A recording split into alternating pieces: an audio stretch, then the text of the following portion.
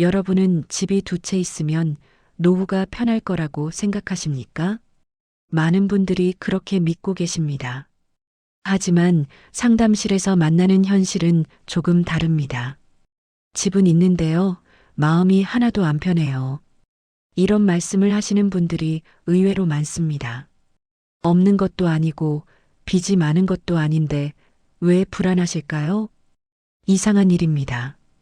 자산은 있는데 마음은 불편하다니요. 오늘 이야기는 집이 많아서 생기는 문제가 아닙니다. 집을 두 채 가진 채로 아무 판단도 하지 않고 있는 상태에 대한 이야기입니다. 많은 시니어분들이 이 함정에 빠져 계십니다.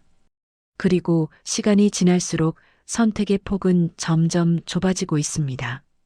지금부터 들려드릴 이야기는 어쩌면 여러분의 이야기일 수도 있습니다. 귀 기울여 들어주시기 바랍니다. 이 이야기가 마음에 드신다면 구독과 좋아요 부탁드립니다. 수도권에 사는 집 한 채가 있습니다. 그리고 지방이나 예전에 사둔 집 한 채가 더 있습니다. 전세를 주고 있거나 월세가 조금씩 나오는 집도 있습니다. 이런 상황, 한국에서는 정말 흔합니다. 그래서 많은 분들이 이렇게 생각하십니다. 지금 당장 문제는 없지. 나중에 자식 주면 되지. 괜히 팔았다가 후회할 수도 있잖아. 이 생각 너무나 자연스럽습니다. 틀린 말도 아닙니다. 실제로 많은 분들이 이 상태로 몇 년을 그대로 지나가십니다. 아무런 결정도 하지 않은 채로요. 그런데 시간은 조용히 흘러갑니다. 그리고 어느 순간 선택할 수 있는 옵션들이 하나둘씩 사라지고 있다는 걸 깨닫게 됩니다. 집 두 채를 가진 시니어가 가장 많이 하는 실수는 무엇일까요? 의외로 단순합니다. 아무 결정도 하지 않는 것입니다. 팔지 않는 것도 선택이라고 생각하십니까? 맞습니다. 선택입니다. 증여를 안 하는 것도 선택이고 그대로 두는 것도 선택입니다. 하지만 한국의 부동산과 세금 구조에서는 아무것도 안 하는 선택이 시간이 지날수록 가장 비싸질 수 있습니다. 이게 바로 함정입니다. 아무것도 안 하는 게 가장 안전해 보이지만 실은 가장 위험한 선택일 수 있습니다. 결정을 미루는 동안 세상은 계속 변하고 있습니다. 세금 제도도 바뀌고 부동산 시장도 움직이고 무엇보다 시간은 흘러갑니다. 그리고 어느 순간 선택할 수 있었던 기회들이 모두 지나가 버린 걸 발견하게 됩니다. 왜 이것이 문제가 되는지 조금 더 자세히 살펴보겠습니다. 첫째, 보유 부담은 계속됩니다. 세금이 예전보다 줄었다고는 하지만 두 채를 가진 상태에서는 매년 고정적으로 나가는 비용이 생깁니다. 재산세, 종합부동산세, 관리비. 이 비용들은 조용히 그러나 확실하게 노후 자금을 잠식합니다. 둘째, 나중에 한 번에 팔면 위험해질 수 있습니다. 양도 시점이 겹치면 세금 부담이 커질 가능성이 있습니다. 한 해에 두 채를 팔거나 짧은 기간 안에 연달아 팔게 되면 예상보다 훨씬 많은 세금을 내야 할 수도 있습니다. 셋째, 증여를 미루는 사이 기회가 지나갑니다. 괜히 서운해할까봐, 아직은 이르지 않을까? 이렇게 미루다 보면 어떻게 될까요? 결국 세금만 늘어난 상태에서 선택의 폭이 줄어드는 경우가 많습니다. 증여세율은 자산가액에 따라 달라지고 타이밍에 따라 공제 혜택도 다릅니다. 기다리는 동안 유리한 시점은 조용히 지나가 버립니다. 한 분의 이야기를 들려드리겠습니다.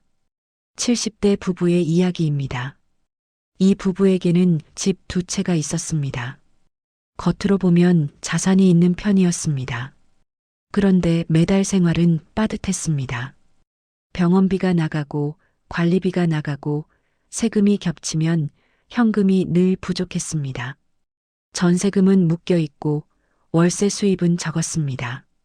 집은 있는데 돈은 없는 상황이었습니다. 이분들이 가장 힘들어한 건 무엇이었을까요? 돈보다 결정하지 못하는 상태였습니다. 이 집을 팔아야 하나요? 지금 주는 게 맞을까요?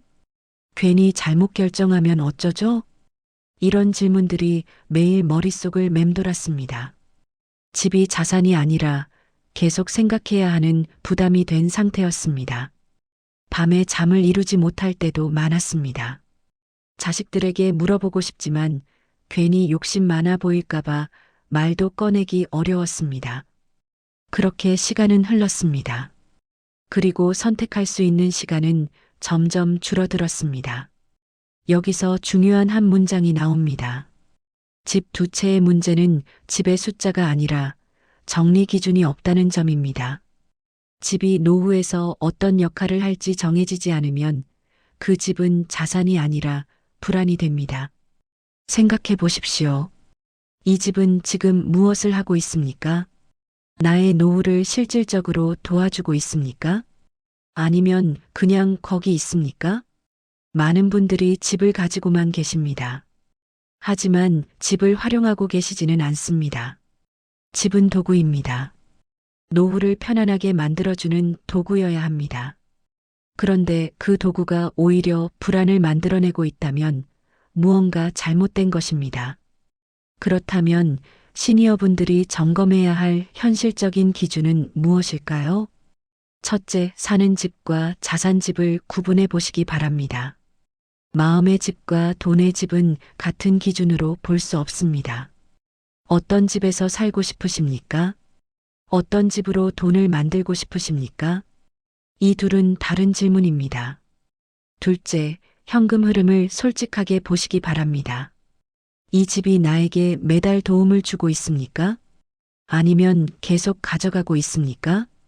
전세금이 묶여 있다면 그 돈을 다른 곳에 쓸 수 있다면 어떨까요? 월세가 들어온다면 그 금액이 관리와 세금을 제하고도 실질적으로 도움이 됩니까? 숫자로 보면 명확해집니다. 셋째, 자식 기준이 아니라 내 인생 기준으로 생각하시기 바랍니다. 물려주기 위해 남겨둔 집이 지금 내 노후를 불편하게 만들고 있다면 다시 생각해 볼 시점일 수 있습니다. 자식들은 여러분이 생각하는 것만큼 그 집을 원하지 않을 수도 있습니다. 오히려 부모님이 편안하게 사시는 걸 더 바랄 수도 있습니다. 정답은 사람마다 다릅니다. 어떤 분은 집을 파는 게 답일 수 있고, 어떤 분은 증여가 답일 수 있고, 어떤 분은 그대로 두는 게 답일 수 있습니다. 중요한 건 기준을 세우는 것입니다. 내 노후에서 이 집이 무슨 역할을 하는지 명확하게 정의하는 것입니다. 집 두 채를 가진 건 실수가 아닙니다. 오히려 열심히 살아온 결과일 수 있습니다. 그동안 얼마나 노력하셨습니까? 얼마나 아끼고 모으셨습니까? 그 시간과 노력이 만들어낸 결과입니다. 하지만 정리 없이 그대로 두는 두 채는 노후의 마음을 무겁게 만들 수 있습니다. 자산이 부담이 되어서는 안 됩니다. 자산은 나를 자유롭게 만들어야 합니다. 마지막으로 이 질문을 남기고 싶습니다. 이 집은 지금 내 노후를 도와주고 있습니까? 아니면 결정을 미루게 만들고 있습니까? 오늘 이야기가 당장 답을 내리라는 이야기는 아닙니다. 다만 생각해 볼 기준 하나를 마음에 남겼다면 그걸로 충분합니다. 집은 여러분을 위해 있는 것입니다. 여러분이 집을 위해 있는 게 아닙니다. 노후는 불안이 아니라 평온이어야 합니다. 그리고 그 평온은 결정에서 시작됩니다. 아무것도 하지 않는 것도 선택이지만 그 선택이 가장 비쌀 수 있다는 걸 기억하시기 바랍니다. 여러분의 노후가 조금 더 편안해지길 바랍니다. 이 이야기가 여러분의 마음에 작은 울림이 되었기를 바랍니다. 구독과 좋아요로 응원해 주시면 더 많은 감동적인 이야기를 전해드리겠습니다. 여러분은 이 이야기에서 어떤 부분이 가장 기억에 남으셨나요? 집 두 채와 관련된 여러분만의 고민이나 경험이 있다면 댓글로 생각을 나눠주세요. 여러분의 이야기를 기다리겠습니다. 오늘도 들어주셔서 감사합니다.